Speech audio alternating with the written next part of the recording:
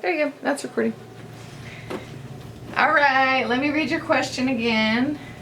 Generally, question about my mouth. I have awful headaches and my jaw is messed up after having surgery. When my baby was born, it hasn't been the same. Back is awful, wondering if there's something going on between the bite down the back, and then having abs that aren't fully recovered from having 4 children. So yeah, let's talk about it. So Anatomy Trains is a book you've probably heard me talk about before, Heidi, and I can send you links on that if you need it. So just text me yes, send links, and I can send you Anatomy Train links. But you would be right, there's a connection between the jaw and the rest of the body. So we have the lateral line of fascia that goes all the way to the toes. We have the deep front line, tip of tongue that goes all the way down to toes, hits at the diaphragm. We have a spiral line that cuts across the body. So again, from all of these are from the feet all the way up to the head. And so these are just, I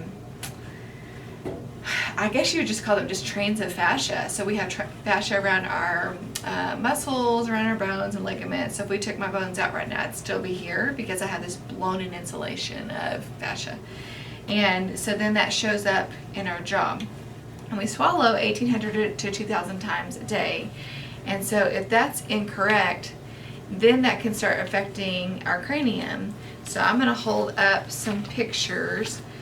Here's some pictures of the lips and the cheek muscles. These muscles can actually we tend to overuse them in tongue tie very often because the tongue isn't moving as it should. And then it sounds like in your case, maybe you're overusing some of the pterygoid and temporalis and masseter muscles.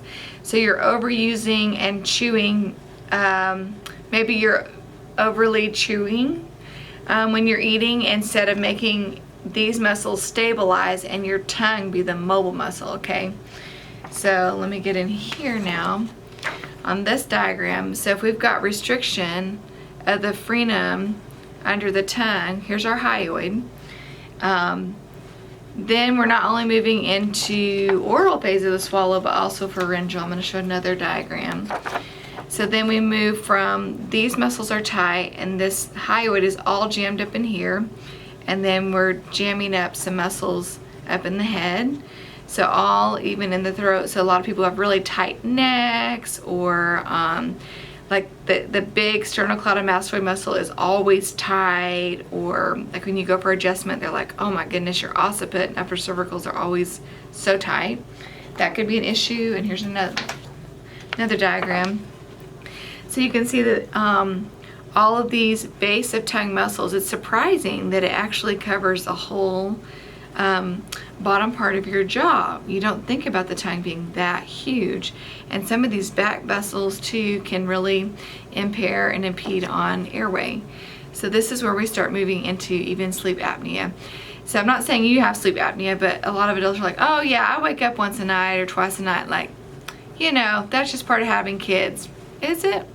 Or are we a little jammed up along all 3 phases of the swallow, even into esophageal, which if you look at that deep front line, you go all the way down into the diaphragm. And when you jam up the diaphragm, you really, a lot of individuals have very tight ribs as far as fascia is concerned, and then that shows up in the back. And so, yeah, then you throw in comorbid, and we can be done with pictures. Then you throw in like comorbid that you've had 4 kids, so then you've got some things going on in the hips, some looseness here, some fascia tightness in various places, and then before you know it, a lot of women stabilize in these pterygoid muscles in the jaw, okay? And so then when you look underneath, that tongue should rest on the very top of the alveolar ridge. If you lick the top of your mouth, it's the bump right behind your top teeth. Your tongue tip should rest there and the body of your tongue here. And then when it doesn't, we have narrowing of the palate, and then again we start overusing the lip and cheek muscles, and then we have crowded teeth. So those are, to me, are just symptoms. And so, you know, I wouldn't want to work on them directly with dental. We would want to work on the swallow posture here and decrease the tension here where you're trying to stabilize. Well, now we move into craniosacral therapy. Literally in the body, there is a craniosacral rhythm of 6 to 12 cycles per minute, okay? And you have bones that move in a rhythmic pattern. So like your frontal bone and your occiput, for example, they should move in a certain rhythm. And when they're not, something is jammed up. Same thing too when I work on the parietal bone, those should move in a certain direction, and when they're jammed up, they're not. If I do like an ear pull on somebody to get this orange temporal bone, it's a huge bone, that can provide a lot of relief in individuals.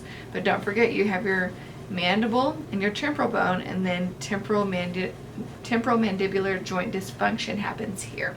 So if we just do a surgery addressing the symptom here, but we didn't unjam the bones, we didn't correct the swallow posture, then we still have discomfort and dysfunction because we didn't address etiology, which was the tissues of swallowing. So even in my world, people are coming to me for swallowing, they're coming to me for speech, they're coming to me for airway.